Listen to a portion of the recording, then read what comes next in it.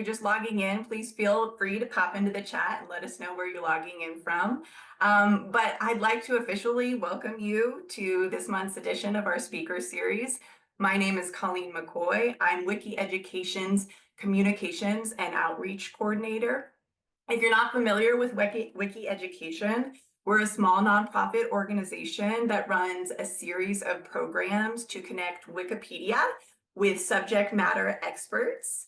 And we work to fill the gaps on Wikipedia, kind of simply put. So one of our programs supports post-secondary instructors, a couple of whom we have here today, in the US and Canada, with assigning their students coursework to improve Wikipedia. So instead of giving their students a traditional assignment, a paper, a research paper, they give them a Wikipedia assignment.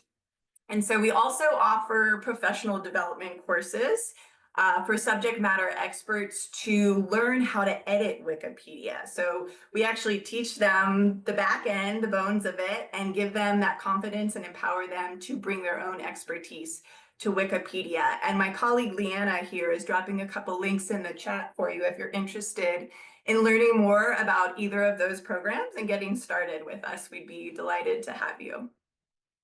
Okay, so a couple of things before we get started with our conversation with our panelists today, our fantastic panelists. I'm very excited for them to introduce themselves in just a bit.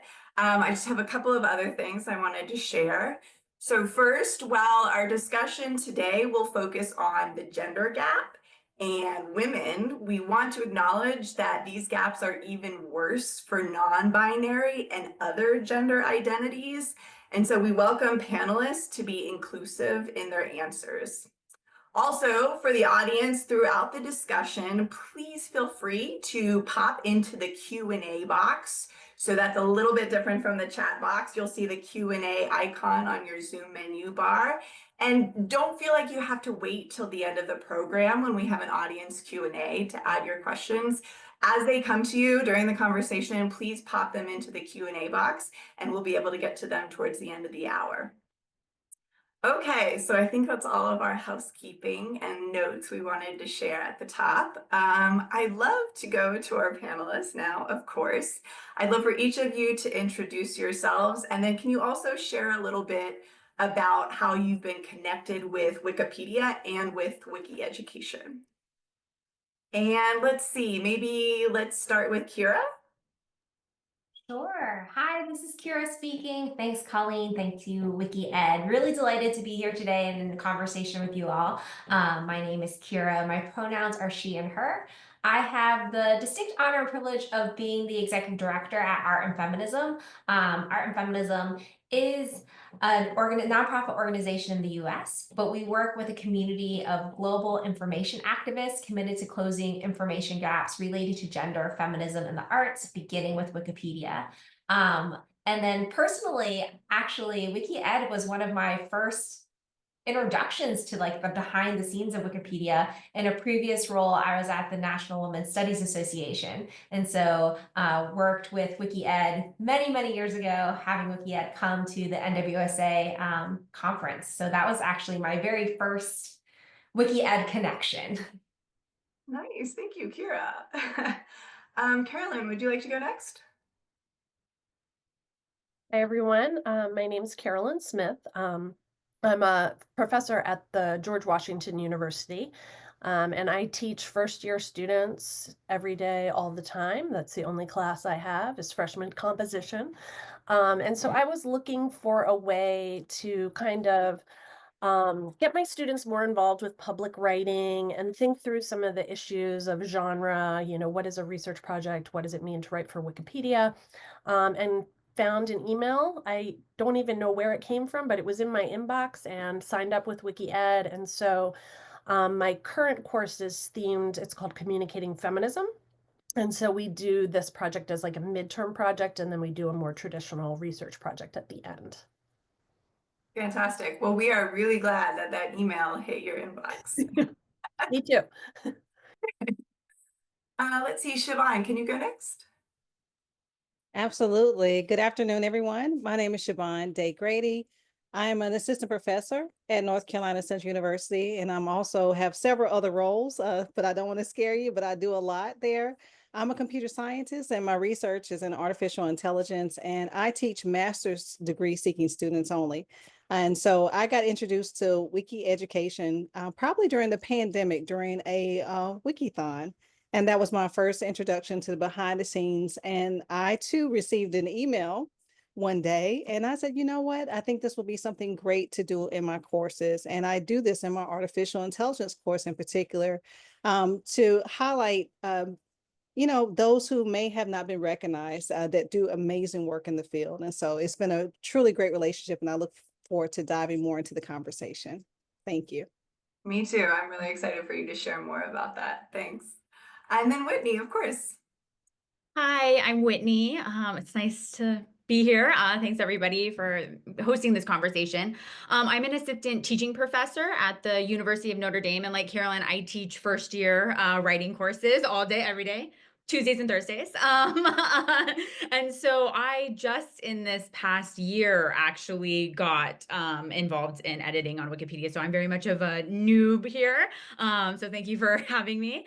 And I actually heard about Wiki Ed through conference presentations. I had come up with this idea that I wanted my students to do more public writing, and I was hearing people talking about I was going to conferences, and I found Wiki Ed, and I took my first course last summer, and I've been rolling out a Wikipedia assignment in my courses that my students have loved. So yeah, thank you.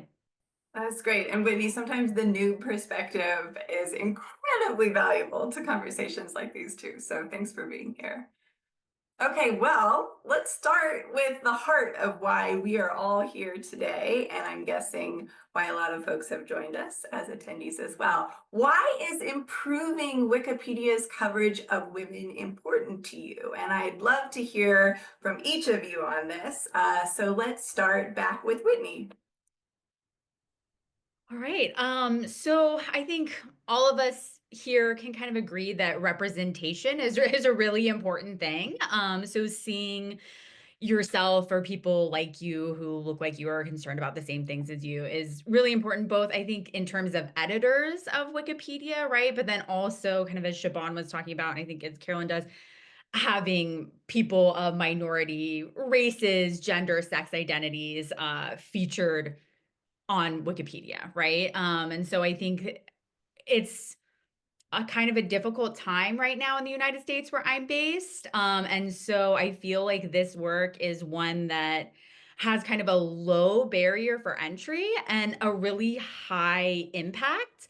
And also is very rewarding for me personally, which is an important self-care thing to think about. And so as the United States continues to kind of crack down on the use of certain words, like we're seeing blanking out of, the word female, the LGBTQ, race, all those kinds of things. I think it makes all of this work just so much more relevant and important to get information out and to educate people and think about how we can communicate about these things when we sometimes can't or are not receiving information about them. So I think this is a really important space right now. And so I'm happy to be part of that. Absolutely. Thanks for sharing that. And I love that. I think that's the first time I've heard someone kind of talk about editing in the framing of self-care. And I love that. I'm gonna put that in my pocket. I really enjoy that. Thank you. Yeah. Would anyone else like to chime in? Who would like to go next? This is Kira. I can jump in.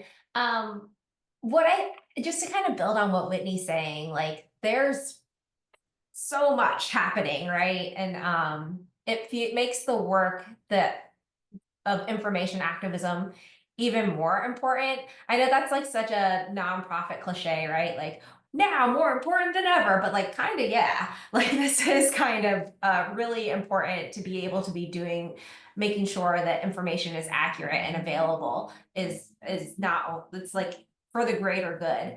And also like makes me think of this meme that I saw that probably many people have seen. It's like kind of like this little graphic of like things that I can control, and it's like this tiny little circle, and then like things I can't control, and it's like, you know, much, much larger. So it's kind of what's exciting about the work that of editing Wikipedia and in information activism. It's like it's this little thing that we can all do in like a very kind of beautiful, collective, open source way.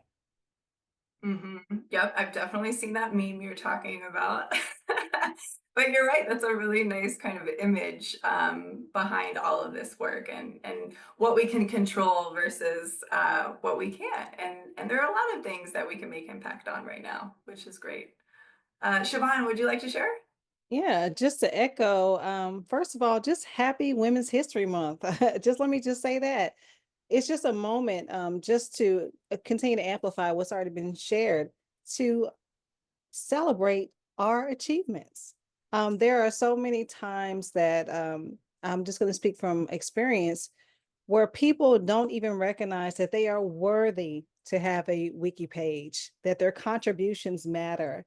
And so I really take these moments as pure joy to celebrate the achievements of women doing amazing things that may not have an opportunity to have their work shared, if not through this work that we do through Wiki Ed. So it's just a moment of celebration. And that's why I'm saying happy Women's History Month to everyone, because let's continue to celebrate those achievements. Thanks, well put. Carolyn, did you want to add anything? I mean, I think the three panelists captured a lot of what I was thinking in terms of that question. I mean, what's interesting for me is I was trying to think the first time I taught, but it was pre-election. And so it's kind of interesting to see how things have shifted, right? And how maybe some of my students, when we first did this assignment, were thinking it's good, we're good, everybody's good. And then they started digging into Wikipedia and realizing where those gaps are, right? And then now there's this sense of urgency that they're bringing to the project, which gives me hope with this generation. But yeah, so that shift has been, I think, kind of interesting too.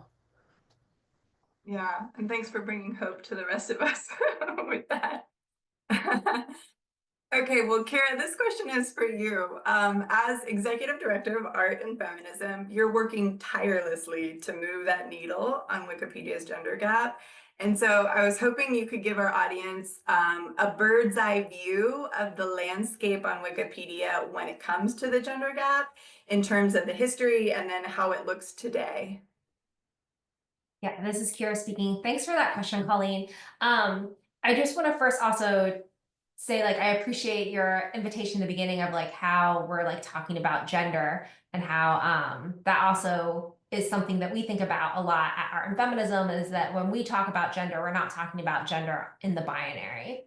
That being said, a lot of the statistics that are available are really only like available in the binary. So just kind of wanted to give that context as well. But Wikipedia's gender troubles are pretty well documented. There's this 2011 New York Times article that's kind of oversighted at this point that really kind of articulated this gender gap problem. And then according to some research that came out of Penn in 2022, about 1.8 million articles in English Wikipedia, and only 20% of those are of women or non-binary. And then kind of compounding those gender stats, that every year the Wikimedia Foundation does an editor survey. So even in the most recent survey, it's so consistent that 80% of wiki editors identify as male. And so these kind of things all correlate though, right? Because it's like, what do people edit about? They edit about things that they know. So that's also why the work of like that we're all doing, like working with students and like really kind of like getting people editing is so important.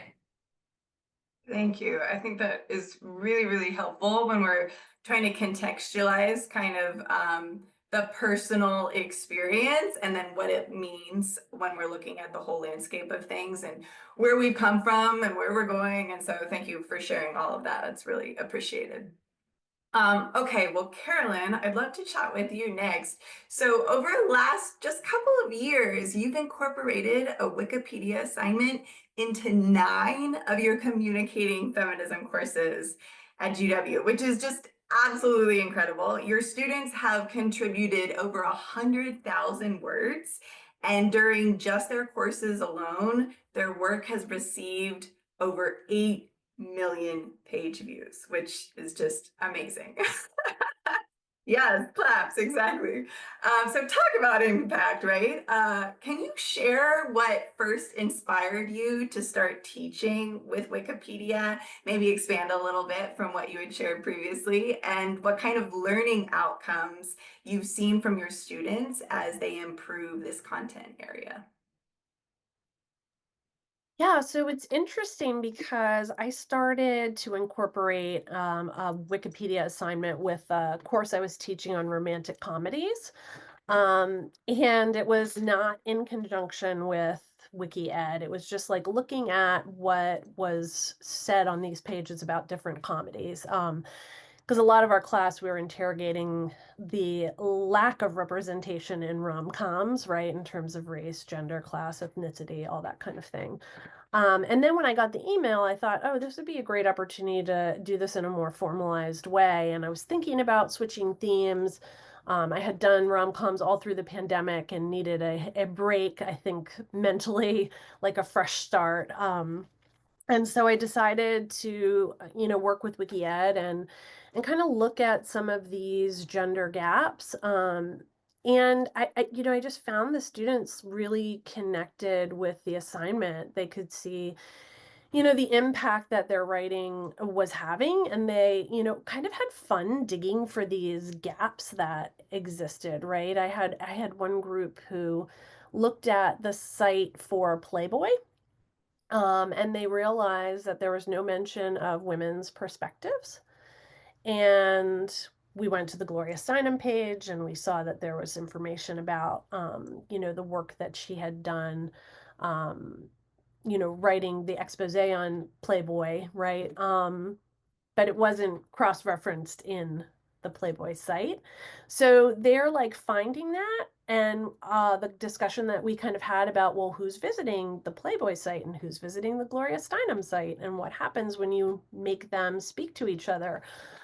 They just, that class just found that so interesting and rewarding, and I think it kind of spoke to some of the historical issues that we were discussing throughout the semester in a really like real and tangible way. And of course, they always get excited if they hear from somebody in the real world about the work they're doing too. So I think that that's kind of nice to have an audience beyond just me and their classmates. I think that's exciting for them, even to share with family and friends. This is something I added. So those are some of my thoughts on how it's worked in my classroom. Thank you. Yeah, that's definitely something we hear a lot, is that motivational element, because it is a public facing platform. We hear that I got to share it with my mom or my friends, and that kind of added level of pressure to make sure that they're really getting it right, because there are going to be so many more people reading it. Yeah, it's definitely something we hear a lot. So thank you for touching on that. That's great. Whitney, well, actually, let me jump to Siobahn first really quick. Okay, so Siobahn, like Carolyn, you've also incorporated Wikipedia assignments into your courses. And you've given your students the specific mission, like you mentioned earlier, to create biographies of notable women and minorities who aren't represented on the site. And as we were chatting about earlier before the webinar started, I've actually had the pleasure of interviewing some of your students. And I wanted to share with everyone here, before I ask your question, I wanted to share with everyone something that one of them told me about their experience. So I'm just going to read it directly. Contributing a biography of a diverse woman in STEM to Wikipedia is a significant step towards addressing the underrepresentation of women and people of color on the platform. As a STEM major and a Black woman, I find it empowering to see individuals recognized for their contributions, as it validates the importance of diversity in these fields and provides role models for future generations, including myself. This representation not only celebrates the achievements of underrepresented groups, but also inspires others to pursue their passions in STEM, knowing that they too can make a significant impact.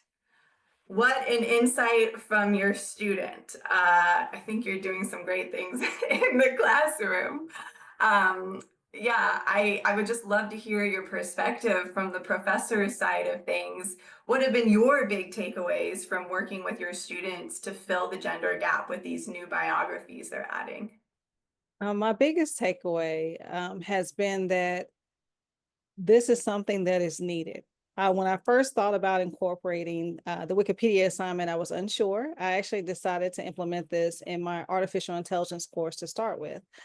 However, I found the experience to be not only rewarding for the students, but for me. But from the student aspect, and I don't know if I can talk about it, but you all used to, I don't know if you still do, have a wonderful initiative that kind of encompassed this, the Broadcom initiative. And I just want to give a shout out to Brianda Felix. She is amazing. And I primarily worked with her with the assignment, but what I'm trying to say is when you think about a Wikipedia, you don't necessarily think about that being an assignment for artificial intelligence course. However, and I don't think my students did either, but in the end, by them working on those different biographies, they learned so much. And one of the blessings, and I just want to kind of amplify what Caroline said, also, not only do they get to share with other people the work they've done, but for people who are still living, they can actually reach out to them and share with them that they did a page just for them. And that is a lot of what my students have been able to do. And just to give one note, I was speaking before the session started. My university received a Google grant for $1 million to start an AI institute, which I'm now the director of, right? That's exciting. But what's even more exciting is the person that my students actually covered in the class. She was the person that Google sent to our campus to congratulate us, to shake hands and have the press release. Her name is Melanie Parker. She's currently the head of Google engagement. And when I shared that with her, she was taken aback because that's not something that you share with someone every day. Like, hi, it's nice to meet you. I actually know everything about you because my students actually did a Wikipedia page on you. And she was over the moon. And it was just a great relationship. And something else like that has happened. I don't want to go on and on, but it has been great and good energy that's been put out there, and it's returned to my students, to our university. And that's one of the things that I believe that all the work that we're doing is putting out there. It's putting good energy out there. It's just letting other people know that they're valued, they are appreciated, that they're inspiring people who they don't even know yet. And so for that aspect, I will continue to do this assignment in my courses because when students first start, believe it or not, they don't even know. Some people still don't believe that Wikipedia information is real. And so by them doing this work, they learn how much goes into the back end, and it gives them a greater appreciation for research and people who volunteer their time to make these contributions. Absolutely. And what a fantastic story about that connection with the real world and the assignment and your course and your students and, your own work and role at the university. So thank you for sharing that. That is spectacular, very special, and certainly rewarding for everyone who is involved in bringing her and so many other people to Wikipedia who weren't there before your students took that on. So major kudos, very impressive. So Whitney, you've also taught with the Wikipedia assignment, so please feel free to jump in if there's anything related to that you'd like to share. But I'd really love to hear from you today on your experience learning to edit Wikipedia as a new editor yourself. Why did you decide to enroll in your first editing course with Wiki Education? And then how did your contributions personally contributing, how did they help tackle the gender gap on Wikipedia? Yeah. So I think I just want to echo really quickly what Caroline and Siobahn said about the value of this public audience, and also that Wikipedia is a much more rigorous space. And I think kind of dispelling that for students and thinking about citation as not just a technical, like boring thing that they have to do, but as like really important is really powerful. And then what I would add to that is the collaborative aspect of it.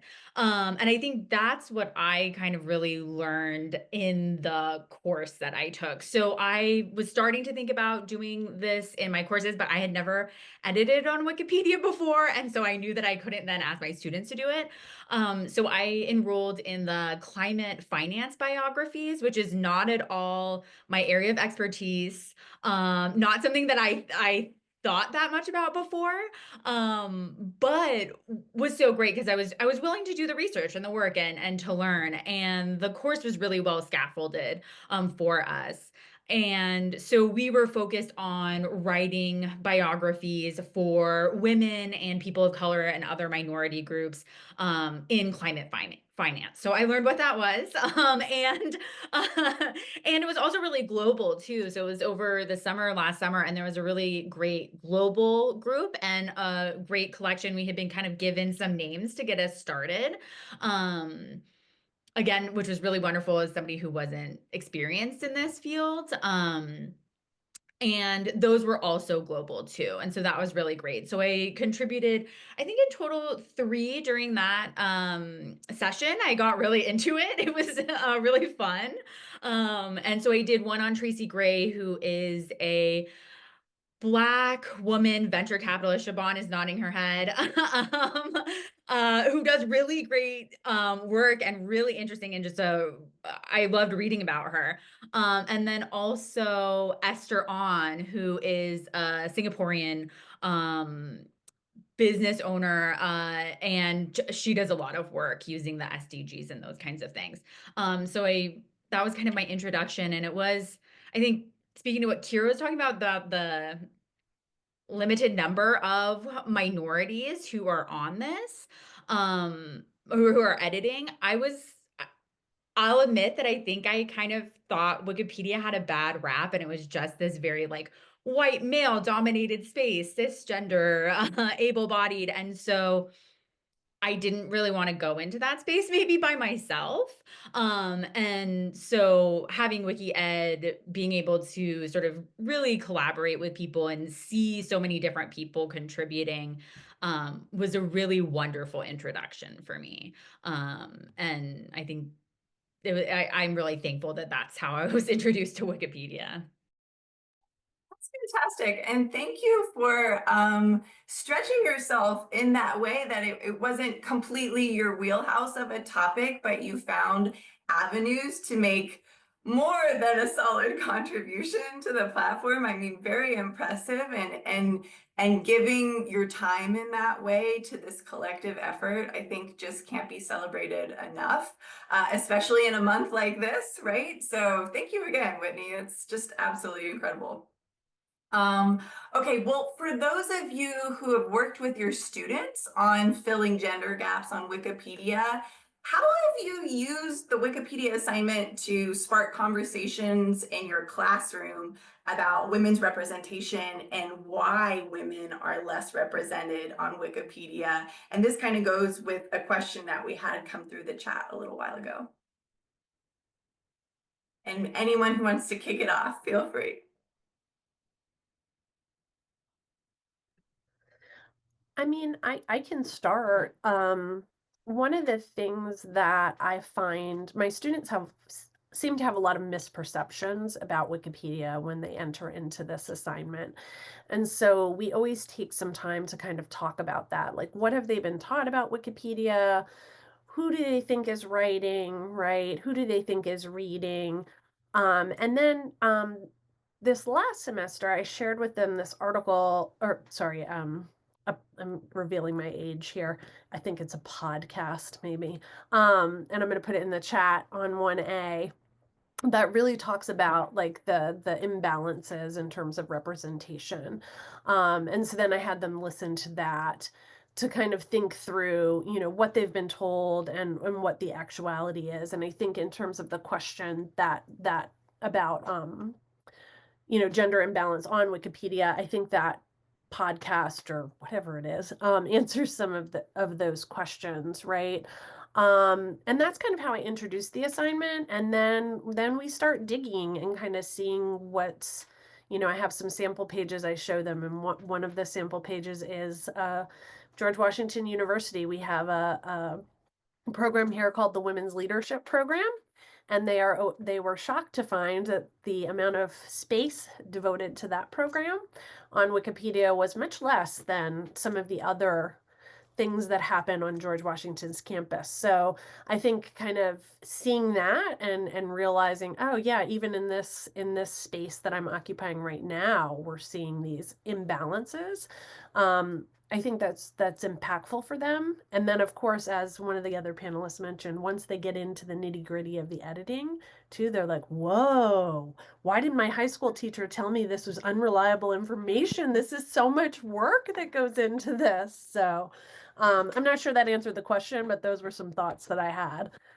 Absolutely. I think that element of being able to relate to basically their own backyard, their campus, where they spent all their time and thought on, I think is huge. And then, yeah, your point of, we hear that all the time. I'm unraveling. I just heard from a student, I'm unraveling everything I thought I knew from high school about Wikipedia. And it's just astounding the extensive guidelines and policies and protections in place to make sure that the quality is there, right? So I think that makes a lot of sense in terms of sparking conversations around filling these gaps for sure. Siobahn, did you have anything you wanted to add on this one? How you use, yeah, go ahead. No, go ahead. I was going to ask you to recap. To repeat, yeah. Yeah. How you use the Wikipedia assignment to spark these conversations in your classroom about why there are gaps in Oh yeah. gender gaps on Wikipedia? Yeah, I use it as just a reflection point, because sometimes we only know what we know, and what we don't know we simply don't know. And even though we live in a time and Caroline, I'm going to age myself now. We live in a time now where we have access to information, right? Some of us growing up didn't have the internet or had something called dial-up. And now here we are in this information age where we have everything readily at our fingertips, yet somehow everything still is not available.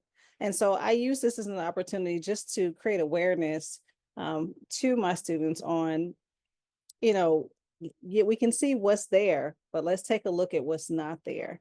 And I use myself as an example sometimes because I am the first woman to get a PhD in computer science from my alma mater. And they're like, what? How is that possible in this day and age? And so sometimes when you give that perspective of they're still first happening in the 2020s or the 2010s and still now, that allows them to realize how important and pertinent, making contributions is in this space. And so it's just a good sobering activity to just bring awareness and just help people understand that we still have work to do. Most importantly, we still have work to do. And I hope that the work will continue in spite of all that might be happening. I hope people still recognize the value that we all have in this society. Absolutely. And I think many of us recognize it more than ever. So to your point earlier, a time to celebrate and also to continue, right? And to continue putting those first out there, just like you were talking about. Thank you for sharing that. Yeah. So Kira, I'm sure this comes up all the time in your work, the why, right? So how do you all talk about it at Art and Feminism? This is Kira speaking. Thanks for that question. I mean, there's so many ways to answer the why, right? And also I'm seeing questions in the chat too about why do we think this is like this? There's so many reasons. So if we're thinking about art, Some stats that we like to use at Art and Feminism, we actually have borrowed these beautiful stats and graphics from the National Museum of Women in the Arts. So for just like an example, also going to some things that I've seen in the chat about citations, right? So in Jansen's Basic History of Western Art, which is kind of like the text for like art history, only 8% of the 300 plus listed artists are women, and less than 1% are women of color. And then if you go back to like, which is like an improvement from like when this text came to the scene in the 80s, when that was zero. There were no women, and so therefore also no women of color. So there's like, before we even get to Wiki, there's already these issues. And then also kind of like building on that too is like how many of my fellow panelists have talked about like how Wiki is actually quite rigorous with its citations, but that does also kind of lead to another issue of those quote unquote reliable sources and like how, I mean, I don't have to tell you all know like how disproportionately marginalized communities are covered in notable sources, or how notable sources that particularly cover marginalized communities, Wikipedia doesn't see them as notable sources. So there's so many pieces to the pie of the why. And then also kind of like more of the why of like, why aren't there more women editing Wiki? I mean, there's, I saw somebody mention in the chat, like patriarchy, and like, yes, patriarchy, capitalism, and also just like sexism, all of that go into play. But to like, not to unpack that a little bit more, it's truly incredible that Wiki is the effort of millions of volunteers. But then you have to think about that precarity of labor, like who actually has the ability to volunteer. So even in the US, where volunteering is a thing, there's been so many studies and research about how women, and particularly women of color, have been disproportionately affected by the global pandemic of COVID. And so when you think of all these various factors of like who is even able to volunteer, it like kind of helps reveal more of these answers on how these gaps appear and persist. Absolutely, yes. And that actually leads us into a question I want to pull from the Q&A from Olivia. So her first part of your question, I think you touched on beautifully, Kira. Why do you think most editors still tend to be male? And then the second part of the question, I'd love to hear from you and from everyone. How can we encourage more female and non-binary writers to be wiki editors? And that's a big question.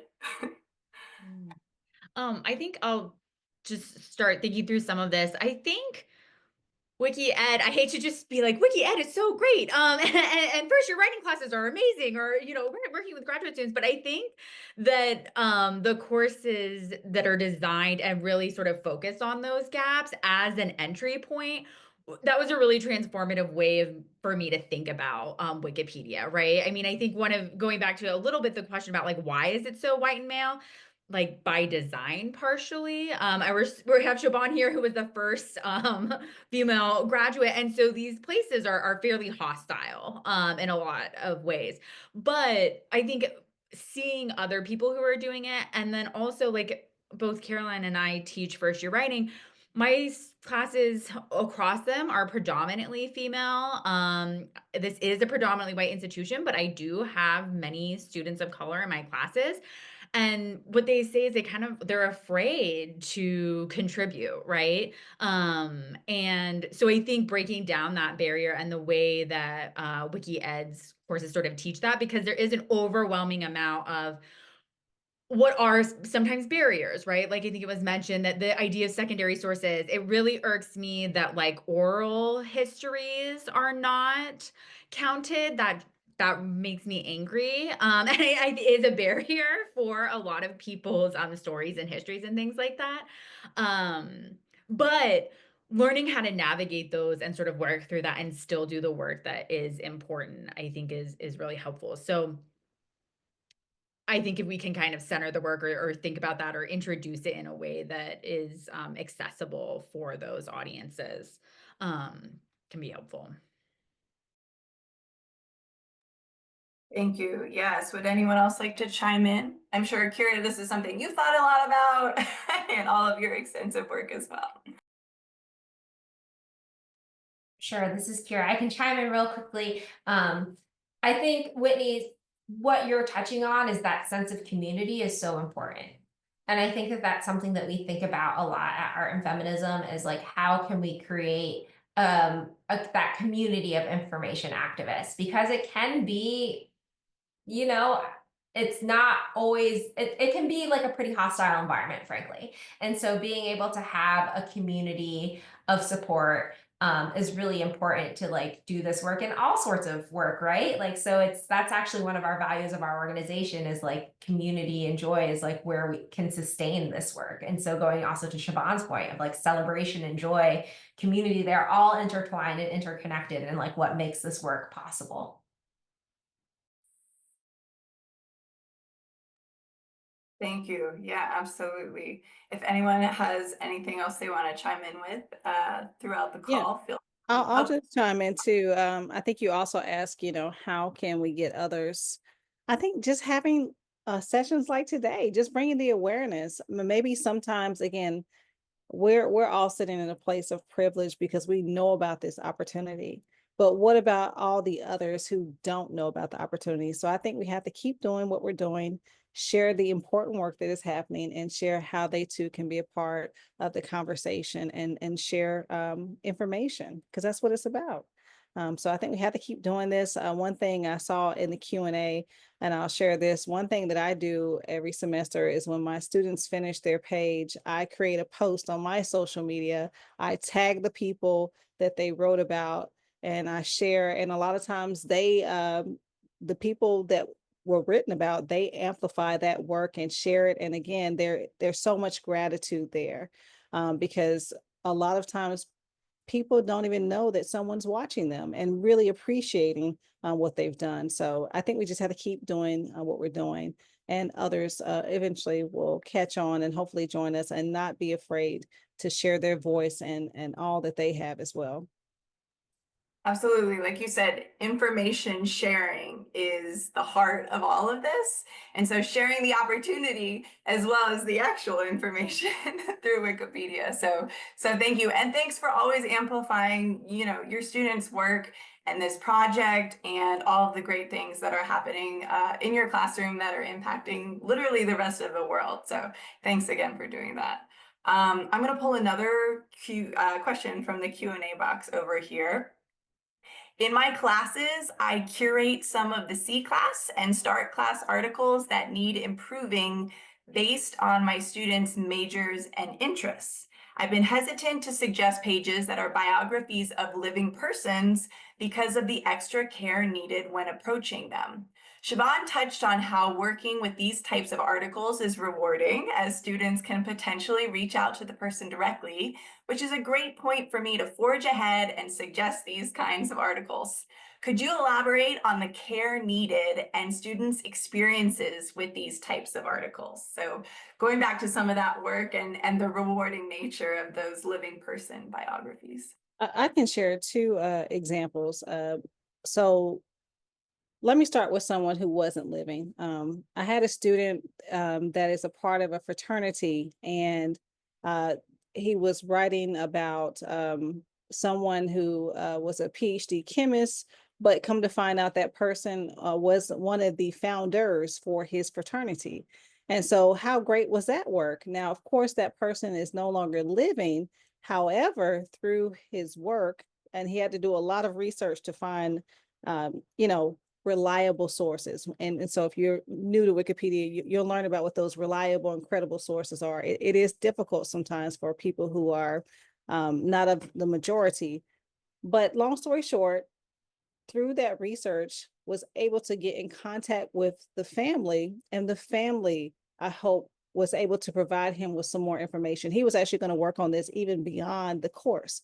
So that's just one example of how students get so involved, living or not living, in this case, not living, but just become drawn to the work that they're doing to the point where they want to make sure that that living page is a true representation of the individual they wrote about. Now, with people who are living, sometimes again, working with people who don't have all of the major news sources, it takes a little bit more to find those credible sources. So sometimes my students have reached out to the persons that they were writing the page on in hopes that they might be able to share additional information that could get them all the information they need for their work. But we haven't had any negative experiences.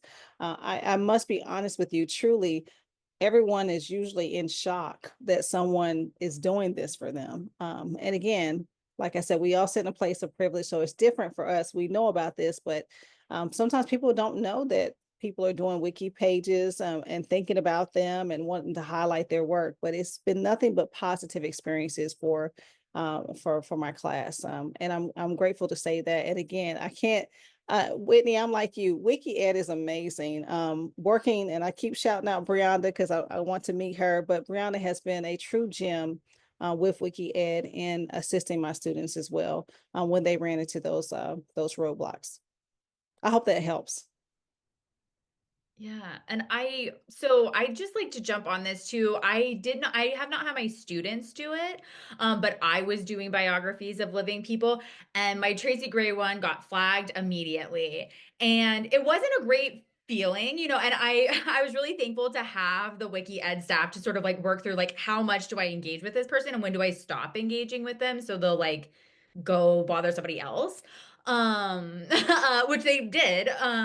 But I think that wasn't a learning experience, right? And you like see how important it is. And I think the emphasis in a lot of these assignments, right, is not to I tell my students like it's not about whether your edits stay live. Obviously, we want them to stay up there, right? That is the main goal. But working through like revisions is something that we do in my class a lot because sometimes I did have students when I first did it like immediately taken down, for good and not good reasons. And so I think that can help with some of like your potential Adrian, if I'm pronouncing that correctly, concerns about having students do that work. It's still logged, right? You can still talk to them about it and they could, if you have time in your course, like revise and work through that. And I think sometimes when you experience that resistance, it does tell you how important the work is too, right? So I wouldn't say that negative experiences are not they're maybe not as pleasant, but they're also very much about learning. Oh, Whitney, and let me say this.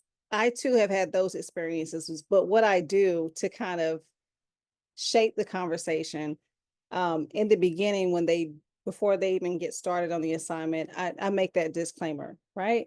Because we have volunteers, because people are using pseudonyms, it gives an opportunity for people to question the work that you're doing. And that's something that, I let them know up front, you'll have to get used to. Don't take it personal. Just know that's why what you're doing is important, like what you just said. But we have had those experiences too. But I give that disclaimer. And because this is a volunteer-based organization, some people might believe that they're really helping sometimes when they give those comments. So it may not always be coming from a negative place. Sometimes it might be, but either way it goes, as long as we're sticking to the protocol of Wiki, that's all that matters. And we do know sometimes things might get removed, but as long as our intentions are in the right place and we're doing what we're supposed to be doing, we can't worry about some of the other Wikipedians sometimes who might have a different opinion. That's just my thoughts there. Yeah, absolutely. I think, it's not always sunshine and daisies, and the challenges are a really important part of this process. It's, not to be totally corny, but a true opportunity for growth in a student, but also in ourselves when we're putting ourselves out there by making these improvements on Wikipedia. And so there is like a level of bravery I think you need, and that can be one of the barriers to kind of get over that initial hurdle. But once you're there, I think realizing that everybody is, coming at it with the good intention of trying to improve this content. And so the more kind of constructive feedback we can share, and that's why all the mechanisms on the talk pages and things like that exist. I think that can be a really eye-opening moment for students as well as anybody else who's editing. That's been my experience, at least. But speaking of challenges, so I'd love to ask Kira, you are tackling this on a really broad scale, right? You're trying to close these gender gaps on a really broad scale. What kind of challenges do you all face as you do this work? This is Kira. Yeah, thanks for that question. And I think a lot of the challenges that we face are been highlighted already throughout this conversation. But I think that also ways that we're able to kind of like approach that in a lot of the ways that we think about how we do our work is like almost with a community organizing lens. And so of course that's not novel. Like community organizing, especially among marginalized groups, has been like it's like in the fabric of how much of this work gets done. And so we definitely like acknowledge that and also like use these tried and true models to help like kind of like us keep continuing to do this work through like kind of a lot of these principles of community organizing. And so like I guess the other thing that I would say is to any attendees here today, of course, as you've heard or how you well know, Wiki Ed is a great resource of the community and also able to like kind of help you set up how you can work with your students. But if you aren't with a university, if you don't have students and you're interested in organizing around Wikipedia, Art and Feminism might be a good home for you, where we have a variety of resources and guides really kind of made through a feminist pedagogy to help people either get started in editing anew, like how Whitney's done, or also we have like some tools around how to organize. We have modules on things like doing wiki interlinking. So actually that research that I talked about earlier, one of the things that came out of that research paper from Penn was how to create more impact. And one of them was very simply about wiki interlinking. So sorry if you're new to wiki, this might be like a little in the weeds, but basically the like oversimplifying it is that there are links coming in and links going out of like a biography of a woman or a non-binary person. We'll be linking to like several other pages in the Wikiverse, but the links coming back to that are not reciprocal. And so a way to kind of increase impact is to try to create those reciprocal links. And so we have a module about that on how to teach wiki interlinking, which is also really great for beginning editors because it's not, I mean, you all know, like creating a new page from scratch is incredible, but like not without barriers.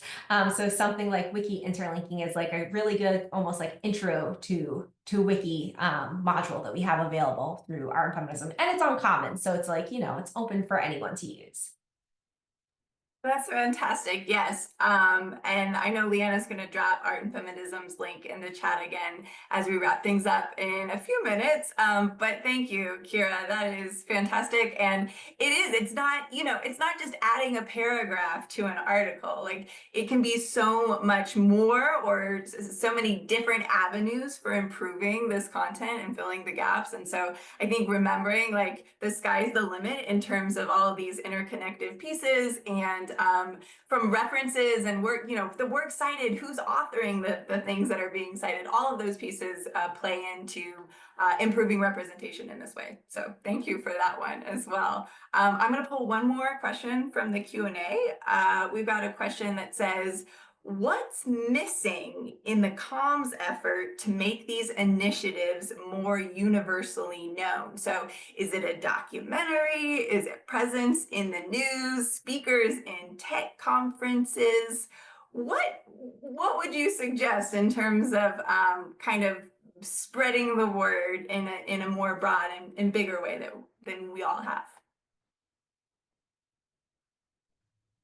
I think I don't have any solutions here, but thinking broadly, I mean, I think one thing that I was slightly hesitant about to incorporate Wikipedia was I was like, Wikipedia is old. This is not new, right? And it's become such a kind of a strange commonplace where a lot of people are being told it's a bad source, don't look at it, and yet we're all using it. And as one commenter mentioned, like with AI, AI systems are scrubbing a lot from Wikipedia and extracting that knowledge and extracting that information. So I feel like in a strange sense, there's maybe a little bit of complacency when you haven't done any editing or haven't spent time thinking about it, about like the value of Wikipedia or, the continued contributions. And so I think we are in a moment, as we've all sort of spoken to, when we are starting to feel that again. I'm certainly starting to feel again, like how important it is information activism, as Kira was saying, to get information out and make it accessible. So I think we are in a moment where unfortunately this is really relevant. And so like connecting it to those kinds of issues, right, could be a potential helpful way of sort of reinvigorating these conversations.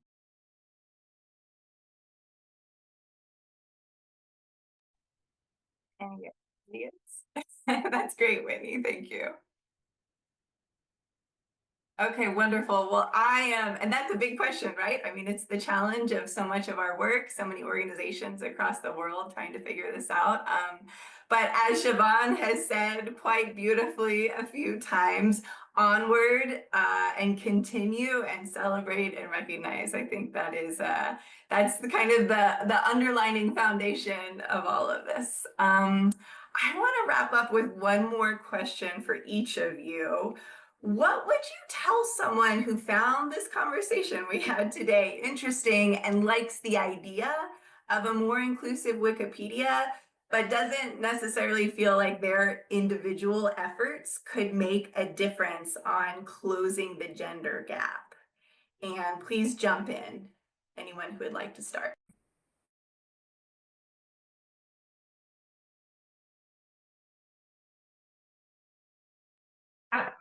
Go ahead, Carolyn. Sorry.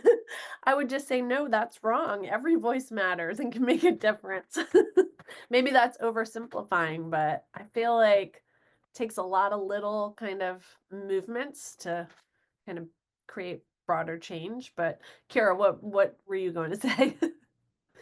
Thanks, Carolyn. This is Kira. Yeah, just like really building on that, and also like going back to that meme that I referenced in the beginning of this call, like the things that you can control and the things that you can't, and like these things make an impact. The thing that actually I've been thinking about too throughout this conversation, another product of Wiki Ed, is the program dashboard, which is such a cool tool that Art and Feminism uses every year. And it's so, I've been participating in editathons like throughout the editathon, where like we refreshed and you see like how the edits and the page views and like just that like is very exciting for people in the room. And like I'm sure like how you've all referenced like with your students too, just seeing how many page views like that paper that they wrote on that happens to be a wiki article like is really incredible. So that impact is there. So echoing Carolyn, and like the answer is like that's not true. Yeah, I would also say that dashboard thing is really great for showing the impact, and going to just even the tool page where you look at, sometimes my students are sad if they haven't been deleted or haven't had a response. They're like, nobody looks. And I just go look and see how many views that page has had that they've been working on in the last 30 days. And sometimes it's huge numbers. And so I think just looking at those kinds of things, the other thing that I'll plug is that there are so many resources like Wiki Ed and Art and Feminism, but also on Wikipedia too, just pages of like how to do things or how to approach things that are great resources that can help people like bridge some of these like potential obstacles. Absolutely. Thanks for pointing that out. And yes, I love the dashboard from like my own perspective, going in and seeing those numbers climb and the impact that all the editors and students and the programs across the world that are being organized, like folks like Kira, is just so incredibly motivating. And so yes, anyone who asks this question, well, does an individual effort, can that really kind of pay off? Absolutely. Siobahn, did you have anything to add to wrap us up? I just want to thank everybody for joining our session today. I'm taking your thunder here, Colleen, but I want to thank everybody. And wish everyone a happy Women's History Month. Go out and celebrate the women in your lives, their achievements. They would love to hear from you, and join Wikipedia and join us in this conversation and continue to amplify the work of others. We would love that. Is that Yes. good? Okay. No, thank you so much, Siobahn. Absolutely. Thank you all four of you.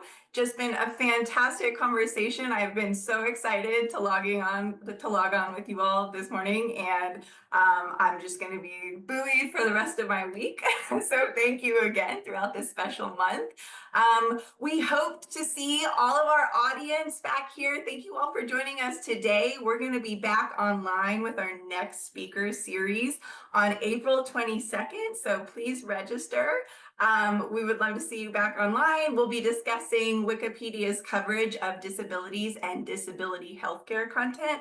And just a reminder, if you're a post-secondary instructor and you're feeling inspired to teach with a Wikipedia assignment in your next course, you can visit teach.wikiedu.org.